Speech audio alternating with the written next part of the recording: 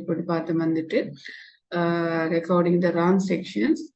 So அதுல வந்துட்டு கடைசியா வந்துட்டு இந்த அறவிட முடியா கடன், இந்த ஐயக்கடன் ஏற்பாட்டுக்கான பதிவுகள் எவ்வாறு செய்வது என்று பார்த்து வந்துட்டு அதை நான் பிரீஃபா திரும்பி ஒரு தரம் உங்களுக்கு எக்ஸ்பிளைன் பண்ணிட்டு அடுத்த சாப்டருக்கு இன்றைக்கு போவோம். வந்துட்டு நான் ஆல்ரெடி 9 hours கம்ப்ளீட் பண்ணிக்கேன். இப்போ இன்றைக்கு 3 hours எடுத்து 12 hours கம்ப்ளீட் பண்றேன்.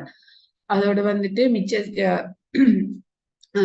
சாப்டரையும் என்ன மாதிரி நீங்க ஸ்டடி பண்ணணும், என்ன செய்யணும்னு நான் இன்றைக்கு உங்களுக்கு சொல்லுவேன். வந்துட்டு அதோட வந்துட்டு இதுல வந்துட்டு நான் ஜஸ்ட் உங்களுக்கு வாட்ஸ்அப்ல வந்துட்டு போட்டிருக்கிறது ஆல் சாப்டர்ஸ், இந்த சப்ஜெக்டுக்கான எல்லா சாப்டரையும் உள்ளடக்கிய PDF வந்துட்டு போட்டிருக்கிறேன்.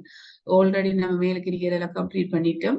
பேஜஸ் 40க்கு மேல இருக்கிற பேஜஸ் எல்லாம் ஆல்ரெடி கம்ப்ளீட்டு. ஸோ இன்றைக்கு வந்துட்டு முக்கியமான ஏரியாக்களை பார்த்துக்கொள்வோம். வந்துட்டு ஸோ இதுல வந்துட்டு அறவிட முடியா கடன், ஐயக்கடன் ஏற்படு இதை வந்துட்டு நம்ம ஆல்ரெடி பார்த்தீங்கன்னா, அறவிட முடியா கடன் சொல்றது வந்துட்டு ஒரு குறிப்பிட்ட குறிப்பிட்ட அமௌண்ட் வந்துட்டு நம்மளுக்கு கிடைக்காதுன்னு சொல்லிப்பட்டு கன்ஃபார்ம் பண்ணினோம்னா அது வந்துட்டு அறவிட முடியாத கடன். சவுண்ட் கிளியரா இருக்கிறப்ப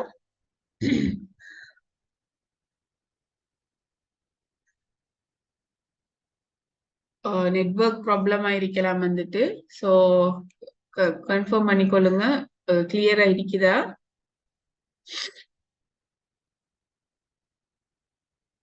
Yes, madam, clear. ஓகே. சில ஆக்கள் வந்துட்டு ரெண்டு எனக்கு இன்ஃபர்மேஷன்ஸ் மெசேஜ் வந்திருக்கிற சவுண்ட் கிளியர் இல்லைன்னு. ஸோ அவங்க கொஞ்சம் ப்ளீஸ் எனக்கு திரும்பி ஒரு இதுல மெசேஜ் வந்து போட்டுடுங்களான்னு, கிளியரா இல்லையாண்டு.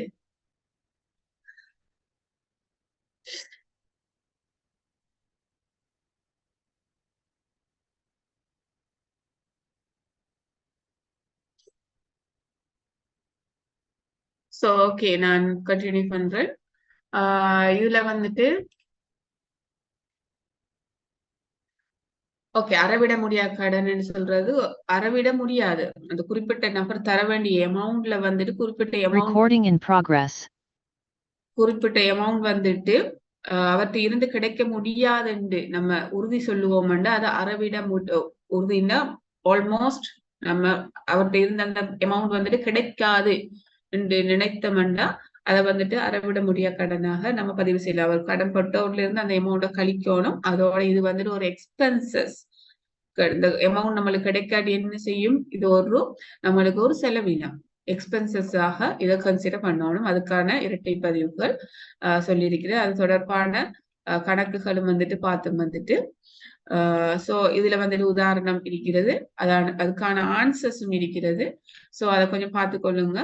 விளங்காட்டி நீங்க உங்களுக்கான விளங்காட்டி இது முடிஞ்சது பிறகு உங்களோட படிக்கிற டைம், உங்களோட ஸ்டடி டைம்ல வந்துட்டு டவுட்ஸ் வரும் பொழுதும் நீங்க இன்னைக்கு கற்றுக்கொள்ள முடியும். ஸோ அடுத்தது வந்து ஐயக்கடன் சொல்றது இதுவும் வந்துட்டு கடன் பட்டோர்ல இருந்து கழிக்கிறது. கடன் பட்டோர்ல இருந்து அமௌண்ட் வந்துட்டு கிடைக்குமா கிடைக்காதான்னு ஒரு ஐயம், ஒரு சந்தேகம், உறுதியான அந்த நம்மளுக்கு கிடைக்காதுன்னு உறுதிப்படுத்த முடியாத சந்தர்ப்பத்தை அதை வந்துட்டு ஐயக்கடன் சொல்லுவோம். ஒரு குறிப்பிட்ட அமௌண்ட் வந்துட்டு நம்மளுக்கு கிடைக்குமா இல்லையான்னு ஒரு ஐயம், ஒரு சந்தேகம் ஏற்படும் பொழுதும் அதுக்கான பதிவு தான் ஐயக்கடன் ஏற்பாடு. இதுவும் வந்துட்டு கடன் பட்டோர்ல இருந்து வார அமௌண்ட்ல தான் நம்ம ஐயம் படுறோம், சந்தேகப்படுறோம். அதனால கடன் பட்டோர் அமௌண்ட்ல இருந்து கழிக்கணும். இதுவும் வந்துட்டு ஒரு எக்ஸ்பென்சஸ் வந்துட்டு இதுவும் அறவிட முடியாத கடனை ஆல்மோஸ்ட் நம்ம கன்ஃபார்ம் பண்ணிக்கொள்ள முடியும். ஸோ இது வந்துட்டு சந்தேகப்படுறோம், இந்த அமௌண்ட் கிடைக்குமா இல்லையான்னு சொல்லிவிட்டு அதை வந்துட்டு ஐயக்கடன் சொல்லுவோம். இதுக்கான இரட்டை பதிவு வந்துட்டு ஃபர்ஸ்ட் டைம் நம்ம செய்யும் பொழுது 2 வகையான ஐயக்கடன் வந்துட்டு இருக்குது. ஒன்று ஜெனரல் ப்ரொவிஷன், பொதுவான ஏற்பாடு. பொதுவாக வந்துட்டு நார்மலா ஒவ்வொரு வருடமும் வந்துட்டு அந்த நிறுவனத்தை வந்துட்டு நம்ம ஆய்வு செய்வோம். அந்த நிறுவனத்தோட ஹிஸ்டரிய வந்துட்டு நம்ம பார்த்தோம்னா ஒரு குறிப்பிட்ட அமௌண்ட்டை வந்துட்டு அந்த கடன் பட்டோர் மீதியில இருந்து குறிப்பிட்ட அமௌண்ட்டை வந்துட்டு ஏற்பாடு செய்யலாம். குறிப்பிட்ட அமௌண்ட்டை வந்துட்டு கடன் பட்டோர் அமௌண்ட்ல இருந்து குறிப்பிட்ட பெர்சன்டேஜை வந்துட்டு ஒரு ஆஹ் இது வந்துட்டு ஐயக்கடன் ஏற்பாடு செய்து வைக்கலாம். நார்மலா ஒவ்வொரு வருடமும் நிறுவனத்திட ஹிஸ்டரியை பார்த்தா வழங்கும். ஆல்ரெடி எவ்வளவு நம்ம செய்திருக்கிறோம், என்ன மாதிரி செய்திருக்கோம்னு பார்த்து அடுத்த இயரும் வந்துட்டு ஒரு குறிப்பிட்ட அமௌண்ட்டை வந்துட்டு ஐயக்கடன் ஏற்பாடு வந்துட்டு செஞ்சு வைக்கலாம். சம்டைம் அந்த அமௌண்ட் வந்துட்டு கிடைக்கலாம். அறவிட முடியா கடன்லையும் வந்துட்டு அறவிட முடியா கடனா பதிவு செய்தால் அது கிடைக்கக்கூடிய சந்தர்ப்பமும் உண்டு. அதே மாதிரி ஐயக்கடன் வந்துட்டு நம்ம செய்யறதுல ஒரு பிரச்சனைகளை செய்து வைத்தோம்டா, சப்போஸ் அது வந்துட்டு நம்மளுக்கு வருமெண்டா அதை வந்துட்டு காசு கணக்குல வரவு வச்சுட்டு அந்த எக்ஸ்பென்சஸ் இல்லாம செய்ய முடியும். சோ அதே மாதிரி சிறப்பு ஏற்பாடு, ஸ்பெஷல் ப்ரொவிஷன்ஸ் சொல்றது குறிப்பிட்ட ஒரு கடன்பட்டோர் தாரத்துக்கான நிதி அந்த குறிப்பிட்ட கடன்பட்டோர் வந்துட்டு பிரச்சனையை மேற்கொள்ளும் பொழுது அவர்கிட்ட வந்துட்டு ஃபைனான்சியல் சப்போர்ட் பண்ண முடியாத நிலைமை, நிதி பிரச்சனை அந்த ஒரு குறிப்பிட்ட நபருக்கு இருக்கும் பொழுதோ அதுக்காக வேண்டி செய்யறது. நார்மலா ஒவ்வொரு வருடமும் வந்துட்டு நிறுவனத்திட இதை பார்த்து செய்யறதுதான் வந்துட்டு நிறுவனத்திட ஹிஸ்டரியை பார்த்து செய்யறதுதான் பொதுவாக ஜென்ரலா செய்யறது. சிறப்பு வந்துட்டு அந்த ஒவ்வொரு ஆண்டும் இல்ல, ஆனா அந்த நம்ம பார்க்கும் பொழுது நம்மளோட அந்த குறிப்பிட்ட நிறுவனத்தில் உள்ள கடன்பட்டோர நிலைமையை பார்க்கும் பொழுது அந்த குறிப்பிட்ட ஒரு கடன்பட்டோர் தாரத்துக்கான சந்தர்ப்பம், அவர் நிதி பிரச்சனைகள் அந்த ஃபைனான்சியலி ப்ராப்ளத்தை ஃபேஸ் பண்ணும் பொழுது அந்த நபர் அவருக்காக வேண்டி அந்த குறிப்பிட்ட அமௌண்ட் நம்மளுக்கு அவர்கிட்ட இருந்து வாரது சந்தேகம் நினைத்து அதுக்கான நம்ம ஏற்பாடு செய்வோம்டா அது சிறப்பு ஏற்பாடுன்னு சொல்லுவோம். ஒரு குறிப்பிட்ட நபர் அவர் ஆல்ரெடி நம்மளுக்கு எவ்வாறு அந்த நிறுவனத்துக்கு எவ்வாறு வந்துட்டு கடன்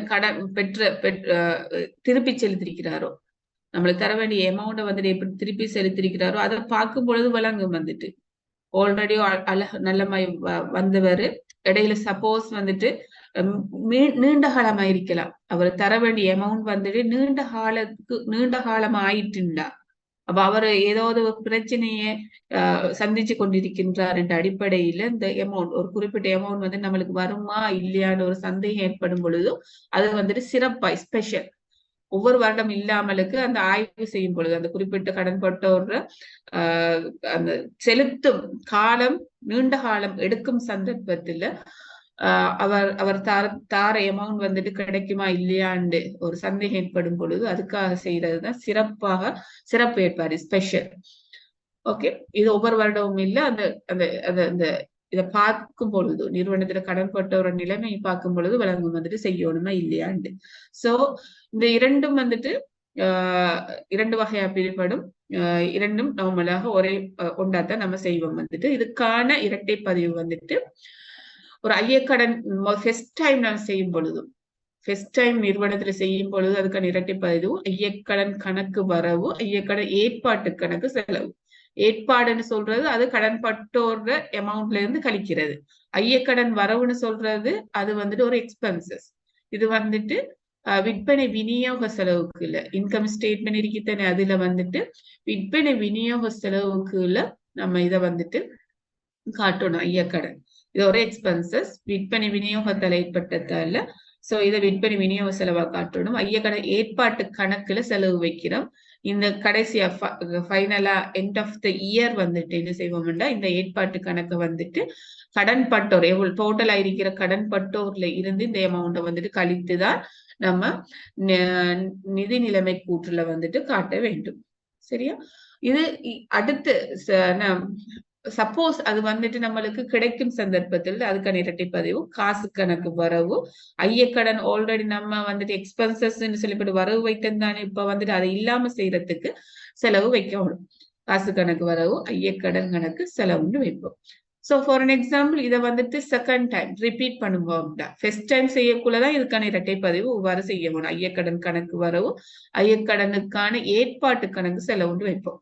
இத வந்துட்டு அடுத்த முறை செகண்ட் டைம்ல இருந்து செய்யும் பொழுது அதிகரித்த அமௌண்ட்டுக்கு செகண்ட் இயர்ல ஒரு அமௌண்ட் வரும் தானே நம்ம செய்யணும். இந்த அமௌண்ட் செய்யணும்டா ஆல்ரெடி சின்ன அமௌண்ட் வந்துட்டு ஃபர்ஸ்ட் டைம் செய்து தானே இருப்போம். அதுக்கும் ரெண்டுக்கும் இடையில எவ்வளவு கூடுதலா செய்யணுமோ அல்லது எவ்வளவு குறைந்திருக்க, சப்போஸ் குறையலாம் இல்லாட்டி கூடலாம். ஃபர்ஸ்ட் இயருக்கும் செகண்ட் இயருக்கும் இடையில உள்ள டிஃப்ரெண்ட் வந்துட்டு சம்டைம் கூடியிருக்கலாம் அல்லது குறைந்திருக்கலாம். அதுக்கான அந்த இந்த 2 இயருக்கும் இடையில எவ்வளவு செய்யணும் அந்த பேலன்ஸ் அமௌண்ட் மீதியா வர்றது 2 இயருக்கும் இடையில உள்ள மிகுதியான அமௌண்ட்டுக்கு தான் நெக்ஸ்ட் இயர்ல இருந்து செய்யணும். நெக்ஸ்ட் இயர்ல இருந்து கண்டினியூவஸா நம்ம செய்யணும் வந்துட்டு. ஸோ லாஸ்ட் இயர்ல இருந்து இந்த கரண்ட் இயருக்கும் ப்ரீவியஸ் இயர்ஸுக்கும் இடையில உள்ள மீதியான அமௌண்ட்டுக்கு மட்டும்தான் நம்ம ஐயக்கடன் ஏற்பாடு செய்ய வேண்டும். சப்போஸ் அது கூடியிருக்கலாம் குறைந்திருக்கலாம். கூடியிருக்குமெண்டா ஐயக்கடன் ஏற்பாடு அதிகரித்தல் என்று சொல்றது வந்துட்டு பிரசன்ட் இயர் வந்துட்டு பிரசன்ட் இயர்ல செய்ய வேண்டிய ஐயக்கடன் அமௌண்ட் வந்துட்டு கூடியாயிருக்கும். ப்ரீவியஸை விட கூடியாயிருக்கும். ஃபார் அன் எக்ஸாம்பிள் 2022ல வந்துட்டு 2022ல வந்துட்டு ஐயக்கடன் வந்துட்டு ஃபர்ஸ்ட் டைம் செய்யறோம் வந்துட்டு for an example first time செய்யறோம். அதர்வைஸ் 2022ல நம்ம செய்த ஐயக்கடன் வந்துட்டு 10,000 வந்துட்டு ஃபர்ஸ்ட் டைமோ அல்லது ஒரு இயர்ல வந்துட்டு செய்யறதுன்னு நீங்க அசியூம் பண்ணிக்கொள்ளுங்க. ஐயக்கடன் வந்துட்டு 10,000. ஸோ இதை வந்துட்டு 2022 நெக்ஸ்ட் இயர்ல வந்துட்டு நம்ம செய்ய வேண்டிய அமௌண்ட் வந்துட்டு 15,000. ஸோ இப்ப வந்துட்டு இதுக்கு ரெண்டுக்கும் இடையில உள்ள டிஃப்ரெண்ட் தான் நம்ம 2022ல வந்துட்டு செய்ய வேண்டிய. ஆல்ரெடி நம்ம 10,000 செஞ்சிட்டோம். டோட்டல் எவ்வளவு இருக்கணும் 15,000 மட்டும்தான் இருக்கணும். ஸோ டிஃப்ரெண்டா இருக்கிற 5,000 கூடி இருக்கு, அதிகரிப்பு நடந்திருக்கு. சப்போஸ் வந்துட்டு 2022ல வந்துட்டு 8,000 இருக்கலாம், சப்போஸ் குறைந்தும் இருக்கலாம். 2,000 குறைந்து இருக்குது. 8,000 இருக்குமெண்டா 2,000 குறைந்து இருக்குது. 15,000 இருக்குமெண்டா 5,000 கூடி இருக்குது. அப்ப அதுக்கான பதிவு தான் இது. 2 இயருக்கும் இடையில உள்ள பேலன்ஸ் அமௌண்ட்டுக்கு தான் நம்ம வந்துட்டு பதிவுகளை மேற்கொள்ள வேண்டும். ஸோ இதுக்கான இரட்டை பதிவு வந்துட்டு ஐயக்கடன் அதிகரிப்பு நடந்திருக்கும் பொழுதோ 5,000 தானே நம்ம செய்ய வேண்டும். அதனால ஐயக்கடன் கணக்குல ஆல்ரெடி 10,000 இருக்கும். ஆல்ரெடி இதுல 10,000 இருக்கிறதால இப்ப அடிஷனலா வந்துட்டு 5,000 செய்யணும். அடிஷனலா வந்துட்டு 5,000 செய்யணும். ஆல்ரெடி 10,000 செஞ்சிட்டோம். சோ வந்துட்டு இப்ப வந்துட்டு அடிஷனலா நம்ம எவ்வளவு செய்யணும், மேலதிகமாக வந்துட்டு 5,000 மாத்திரம் செய்யணும். அதனால ஐயக்கடன் கணக்கு வரவு 5,000. ஐயக்கடன் ஏற்பாட்டு கணக்குல வந்துட்டு 5,000 வைக்கணும். ஐயக்கடன் ஏற்பாட்டு கணக்குல 5,000 வைக்கணும். இது வந்துட்டு அதிகரிப்புக்கு. குறைவுக்கு வந்துட்டு ஆப்போசிட் டிரான்சாக்ஷன். ஐயக்கடன் ஏற்பாட்டு கணக்குல வரவு வைக்கணும், ஐயக்கடன் கணக்குல செலவு வைக்கணும், குறைத்து காட்டணும். ஐயக்கடன் ஏற்பாடு குறைவு ஏற்படும் பொழுதோ ஆப்போசிட் டிரான்சாக்ஷன். அதிகரிப்பு நடக்கும் பொழுது நம்ம செய்திருக்கிற மாதிரியே செய்யணும். அதிகரிப்பு நடக்கும் பொழுது, குறைவு நடக்கும் பொழுது அதுக்கான ஆப்போசிட் டிரான்சாக்ஷன் நீங்க செஞ்சீங்கன்னா சரி வந்துட்டு. ஸோ இதை வந்து நீங்க போய் பார்க்கலாம் வந்துட்டு டி ஃபார்ம்ல காட்டிருக்கிறேன் வந்துட்டு. அதுக்கான பதிவு எவ்வாறுண்டா ஐயக்கடன் ஏற்பாட்டு கணக்கு செலவு தானே. எப்பவும் ஏற்பாடுன்னு சொல்றது செலவு மீறி ஏற்பாடுன்னு சொல்றது அது ஒரு பொறுப்பாக இருக்கும். அதை வந்துட்டு அந்த குறிப்பிட்ட அமௌண்ட்ல இருந்து கழிக்கணும். ஸோ அது வந்துட்டு ஏற்பாடு வந்துட்டு செலவு பக்கம் இருக்கும். ஏற்பாடுகள் வந்துட்டு எப்போதும் செலவு பக்கம் இருக்கும். ஏற்பாடுன்னு சொல்றது அது ஒரு ஜஸ்ட் பொறுப்பு மாதிரி, லியாபிலிட்டிஸ் மாதிரி. சோ அதுல ஆரம்ப மீதி வந்துட்டு செலவு பக்கம் இருக்கும். இது வந்துட்டு ஆரம்ப மீதின்னு சொல்றது 2022ல சரியா. 2023 அது கரண்ட் இயர் நீங்க அசியூம் பண்ணீங்கன்னா அந்த அமௌண்ட்டை வந்துட்டு எடுத்துட்டு போடணும்.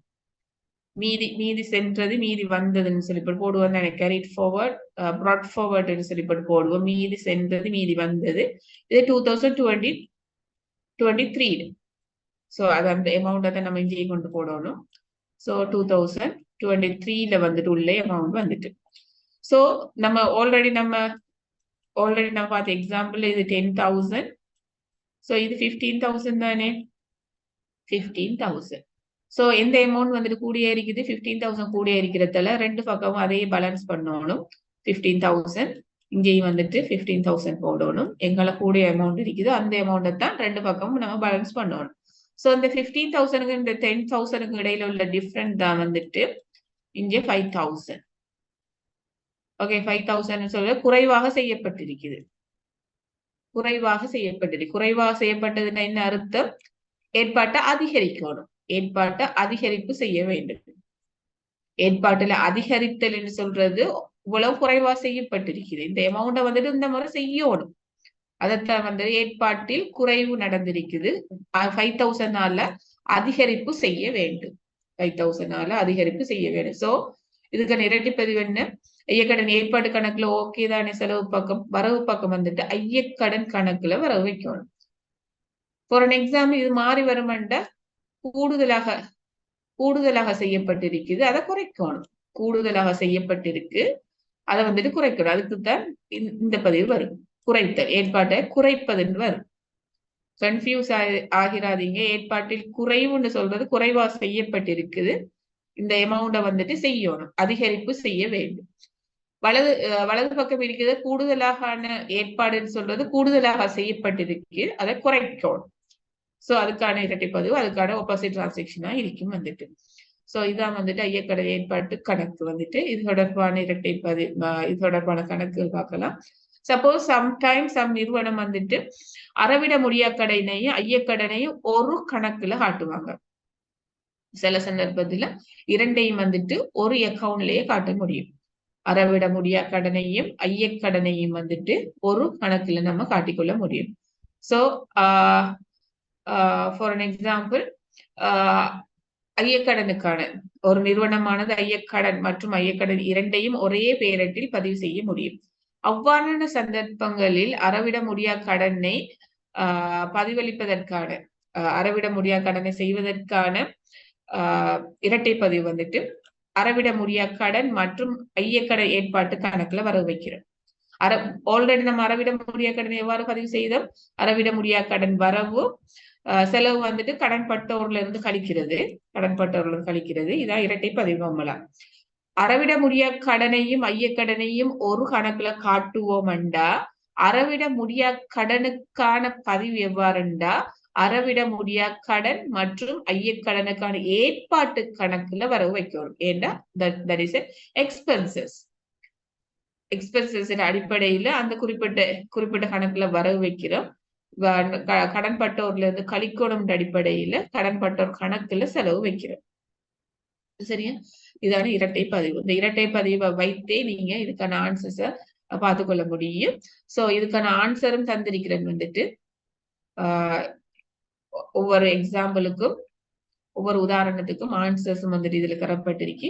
எல்லாத்தையும் அந்த குறிப்பிட்ட டைமுக்குள்ள விளங்கப்படுத்திட்டு இருக்க முடியாது. அதுக்கான ஆன்சர்ஸும் படத்துல போட்டிருக்கேன். அதை எவ்வாறு செய்யணும்னு ஆல்ரெடி டபுள் என்ட்ரி வந்துட்டு நான் சொல்லியிருக்கேன், இரட்டை பதிவு.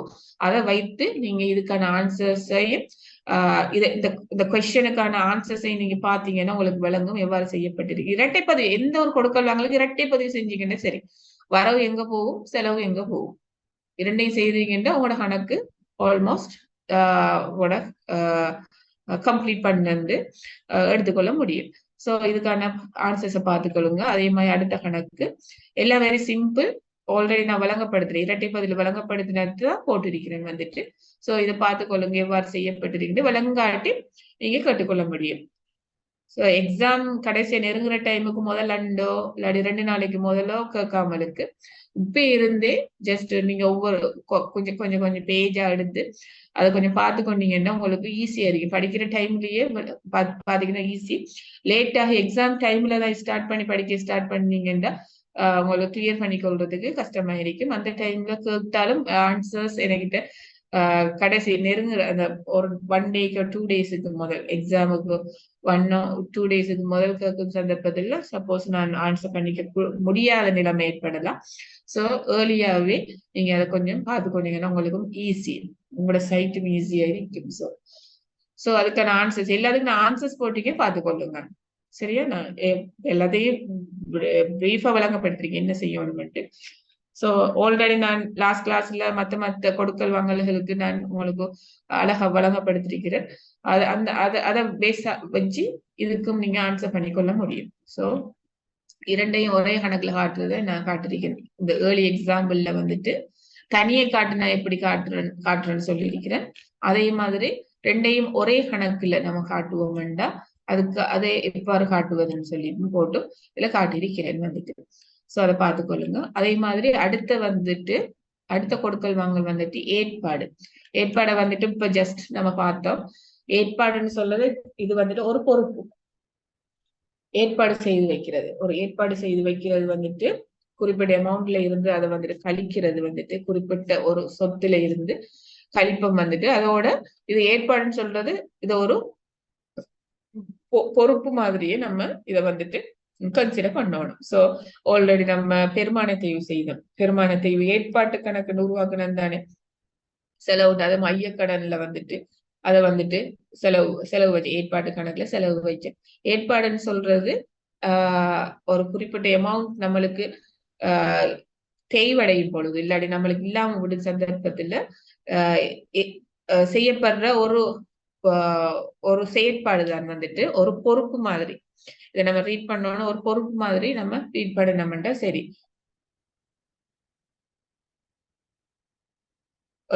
நம்ம முன்கூட்டியே செய்யறோம் வந்துட்டு முன்கூட்டியே ஃபியூச்சருக்காக வேண்டி முன்கூட்டியே நம்ம செய்வோம்டா ஏற்பாடு செய்து வைப்போம்டா அது வந்துட்டு ஏற்பாடுன்னு சொல்லுவோம் வந்துட்டு. சோ அந்த ஏற்பாடு வந்துட்டு ஒரு பொறுப்பாக நம்ம செலவு பக்கத்துல வைக்கணும் வந்துட்டு. ஏற்பாட்டு கணக்குல செலவுல வைக்கணும். வரவு வந்துட்டு அந்த குறிப்பிட்ட எக்ஸ்பென்சஸுக்கு போகும். சோ ஆல்ரெடி நம்ம பார்த்த டிப்ரிசியேஷன்ஸ் பெருமானத்தை பார்த்தோம். ஐயக்கடன் ஏற்பாடு பார்த்தோம். அதே மாதிரி மற்ற இதுகளுக்கு நம்ம ஏற்பாடு செய்ய முடியும். ஏற்பாடு செய்யும் பொழுது அது வந்து ஒரு செலவாக ரீட் பண்ணணும். எக்ஸ்பென்சஸா ரீட் பண்ணணும். அது வரவுல வரும். அது வந்துட்டு வருமான கூற்றுக்கு மாற்றப்படும். அது மாதிரி ஏற்பாட்டு கணக்குல செலவு வைக்கணும். அந்த குறிப்பிட்ட இதுல இருந்து வந்துட்டு நம்ம கழிக்கணும்.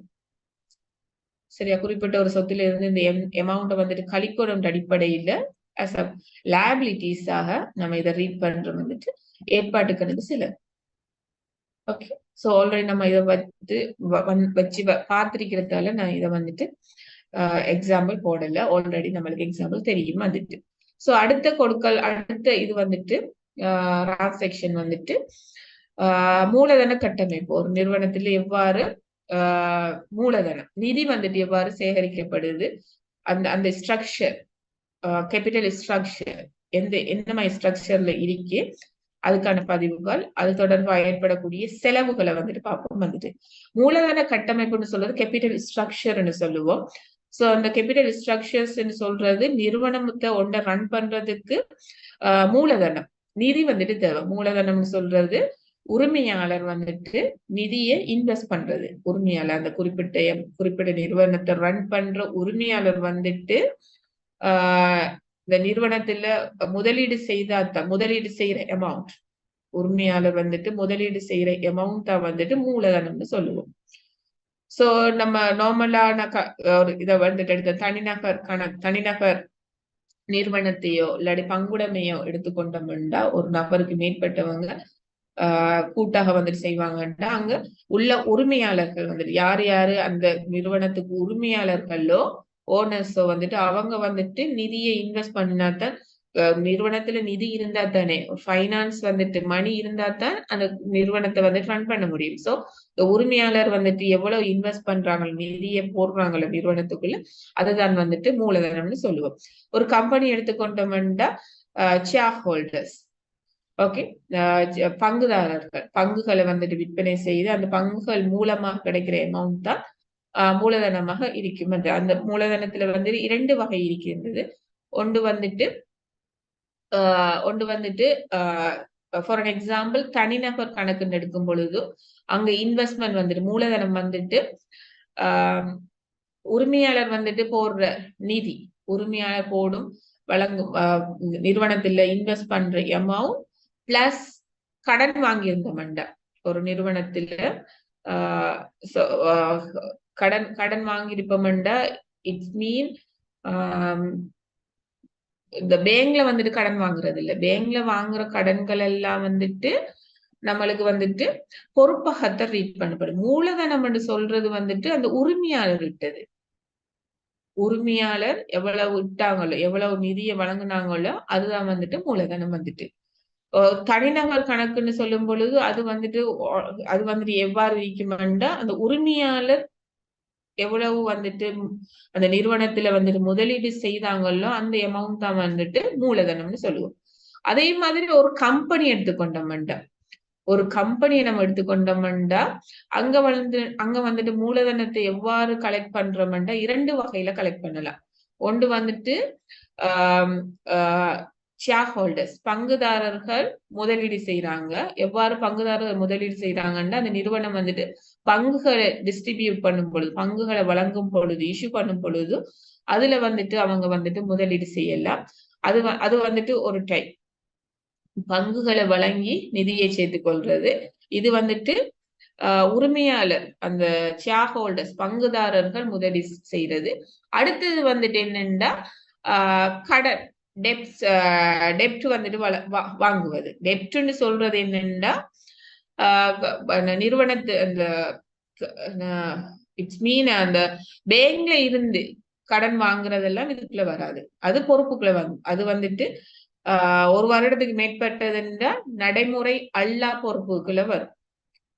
ஓகே, நடைமுறை அல்ல, அந்த உரிமையாண்மையும் பொறுப்புன்னு சொல்லி போட்டு ஒரு ஏரியாக்குள்ள வரும். அதுல வந்து உரிமையாண்மை என்று சொல்றதுதான் என்ன சொல்றது வந்துட்டு மூலதன கட்டமைப்புன்னு சொல்றது அந்த உரிமையாண்மைக்குள்ள வர்றது. அந்த உரிமையாளர் வழங்கிய எமௌண்ட், பங்கு வழங்குவதன் மூலம் கிடைத்தது. அதே மாதிரி டெப்ட் வந்துட்டு இருக்கு. ஃபார் அன் எக்ஸாம்பிள் தொகுதி கடன்கள், டிபெஞ்சர்ஸ்.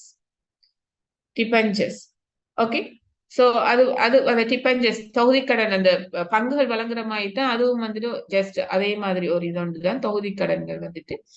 அதன் மூலமாக கிடைக்கிறது வந்துட்டு தொகுதி கடன்கள், அது மூலமாக கிடைக்கிறது வந்துட்டு கடனாக ரீட் பண்ணப்படும். அதுவும் வந்துட்டு அந்த மூலதனத்துக்குள்ள வரும், மூலதனத்துக்குள்ளதான் வரும். நம்ம இப்ப நான் வழங்கப்படுத்துற என்னண்டா, நான் கடன் நான் என்ன போட்டிக்கிற என்ன மீனிங்கண்டா, இது வந்துட்டு வங்கியில இருந்து பேங்க்ல இருந்து கிடைக்கிற அமௌண்ட் இல்ல, கடன் இல்ல. நம்ம பேங்க்ல இருந்து கடன் வாங்குவோம் தானே, குறிப்பிட்ட அமௌண்ட் வந்துட்டு கடனுக்கு எடுப்போம் தானே, கடன் லோன் எடுப்போம் தானே. அந்த லோன் எல்லாம் வந்துட்டு மூலதன கட்டமைப்புக்கு வராது. அது வந்துட்டு அதை வந்துட்டு லைபிலிட்டிஸா நம்ம ரீட் பண்ணணும், பொறுப்பாக ரீட் பண்ணணும்.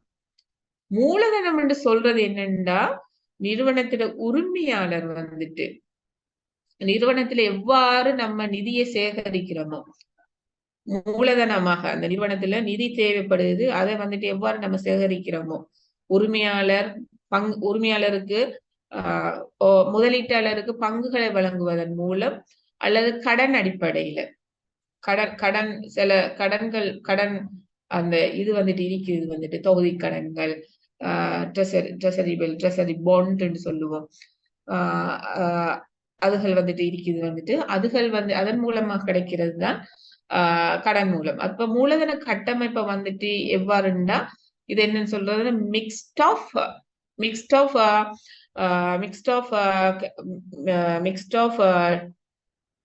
It mean how to say that மூலதன கட்டமைப்பு சொல்றது பங்குகள் மூலமாகவும் கடன் மூலமாகவும் டெப்ட் மூலமாகவும் கிடைக்கிறது தான் மூலதன கட்டமைப்புக்குள்ள வரும். சரியா? அதுக்கான எக்ஸாம்பிள் என்ன இருக்குது வந்துட்டு சாதாரண பங்குகளை வழங்குவதன் மூலம், முன்னுரிமை பங்குகளை வழங்குவதன் மூலம். சாதாரண பங்குகளும் முன்னுரிமை பங்குகள் வழங்குவதன் மூலமா கிடைக்கிறது. தொகுதி கடன் சொல்றது ஒரு எக்ஸாம்பிள், தொகுதி கடன் சொல்றது கடன் பத்திரம், கடன் மூலமாக கிடைக்கிறது தான் இது கிடைக்கிறது தான் தொகுதி கடன் வந்துட்டு வரும். அது வந்துட்டு மூலதன கட்டமைப்புக்குள்ள வரும். வங்கியில இருந்து பெற்றுக்கொள்ற லோன்ஸ் எல்லாம் பொறுப்புக்குள்ள வரும். அது வந்துட்டு ஒரு உரிமையாண்மையாக கருத முடியாதே வந்துட்டு. சோ அது நம்ம ஒரு லோன் எடுத்தீங்க, அது ஒரு பொறுப்பு வரும், கொடுக்கணும்னு சொல்லி போட்டு அதை வந்துட்டு பொறுப்புக்குள்ளதான் நம்ம காட்ட முடியும். ஒரு வருடத்துக்கு மேற்பட்டது நடைமுறை அல்லா பொறுப்புக்குள்ள வரும். சரி, சோ இது தொடர்பா ஏற்படக்கூடிய செலவுகள் வந்துட்டு நிதி செலவுகளாக ரீட் பண்ணப்படும். மூலதனம் நிறுவனத்துல நிதியை வந்துட்டு சேகரித்திருப்போம். அதுக்கு நம்ம வந்துட்டு வட்டி வழங்கணும். இல்லாட்டி வந்துட்டு நம்ம வந்துட்டு அதுக்கு வந்துட்டு பங்கு லாபம் வழங்கணும். அவ்வாறான செலவுகளை வந்துட்டு நிதி செலவுகள்னு சொல்லுவோம். நிதியை சேகரித்தம் தானே. நிதியை சேகரித்ததுக்கு பிறகு அதுல வந்துட்டு சில செலவுகள் ஏற்படும். ஏன்னா நிதி போட்டவங்களுக்கு நம்ம ஒரு ஜஸ்ட் ப்ராஃபிட் ஒன்று கொடுக்கணும்.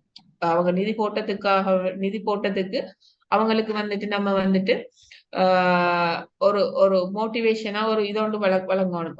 அதுக்கு ஒரு குறிப்பிட்ட ப்ராஃபிட் வழங்கணும், ஒரு ஒரு டிவிடெண்ட்ஸ் வழங்கணும், பங்கு லாபம் வழங்கணும். அதே மாதிரி நம்ம தொகுதி கடன் எடுத்த கொண்டோம்னா அந்த தொகுதி கடன்ல இன்வெஸ்ட் பண்ணினவங்களுக்கு வந்துட்டு இன்ட்ரெஸ்ட் வந்துட்டு வழங்கணும்.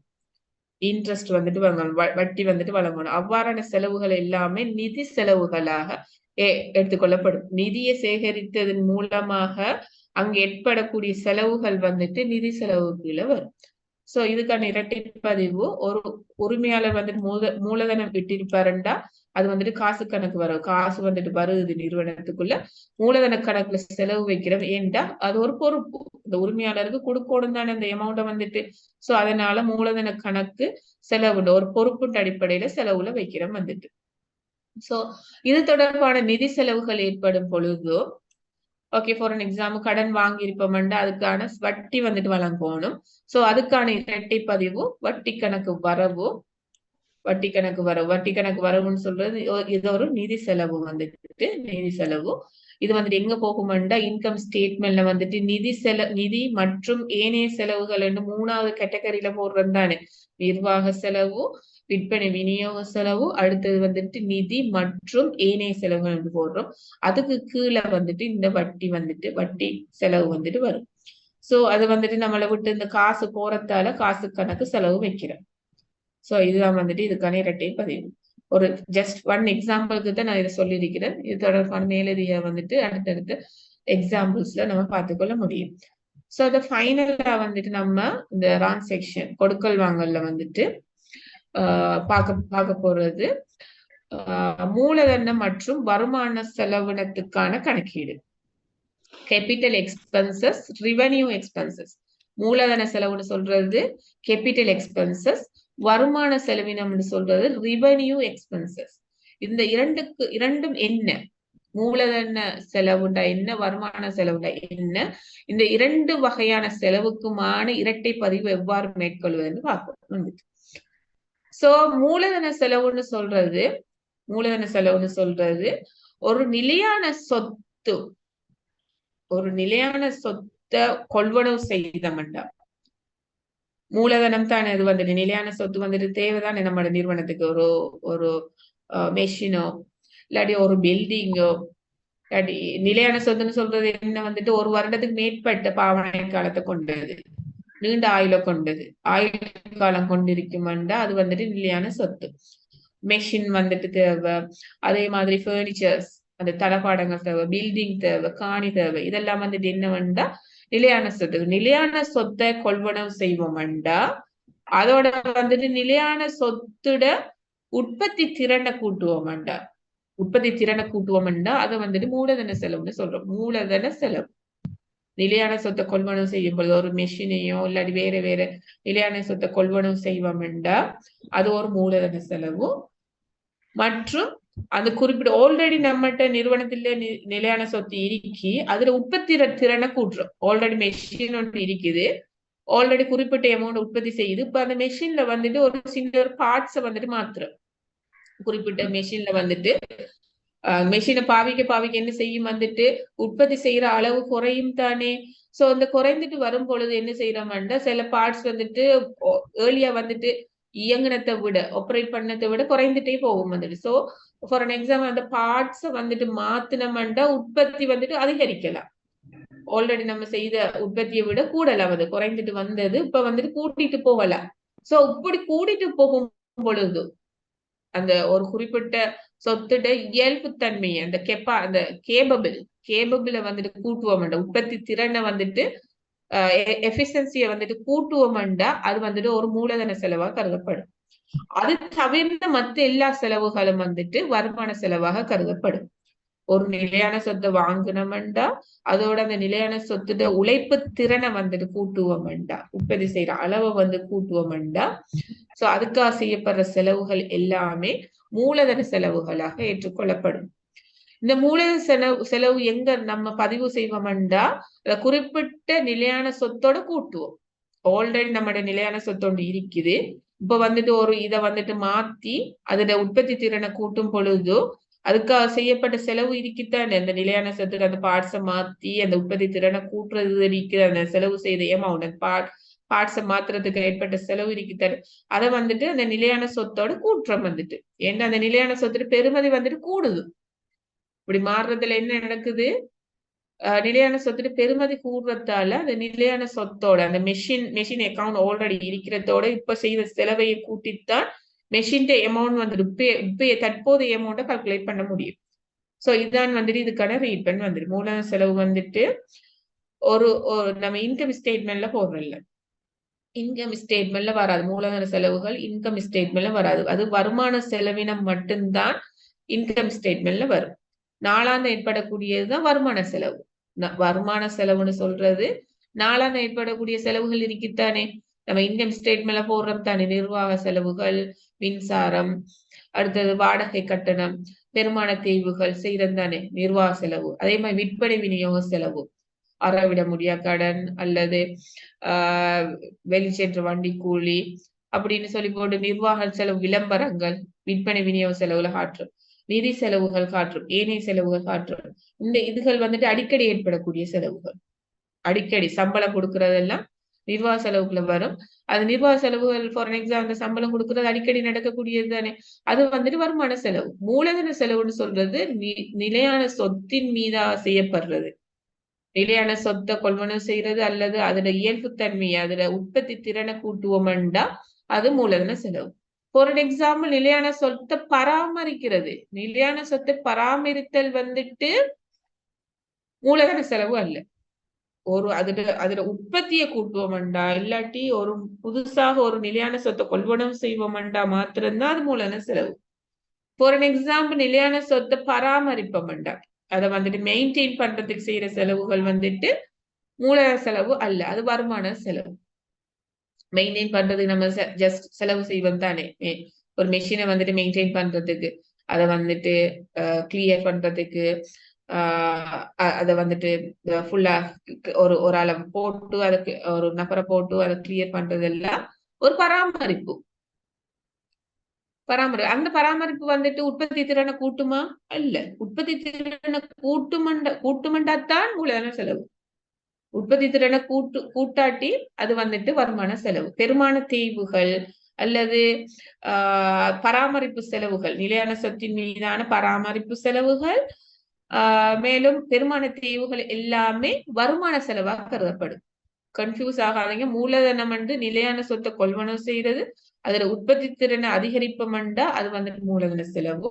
வருமான செலவுன்னு சொல்றது அடிக்கடி ஏற்படக்கூடிய இன்கம் ஸ்டேட்மெண்ட்ல போடுறோம் தான் செலவுகள் எல்லாமே வந்துட்டு வருமான செலவாக ரீட் பண்ணப்படும். அடிக்கடி ஏற்படக்கூடிய நீண்டலக்கூடியதெல்லாம் வருமான செலவுகள் வந்துட்டு.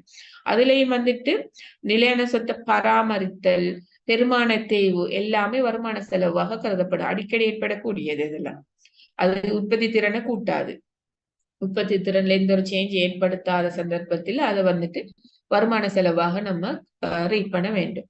சோ இதுக்கான கரெக்டர்ஸ், மூலதன செலவுண்டா என்ன மாதிரியான இயல்புத்தன்மை இருக்குமெண்டா மீண்டு எழாத தன்மை, அடிக்கடி ஏற்படாது.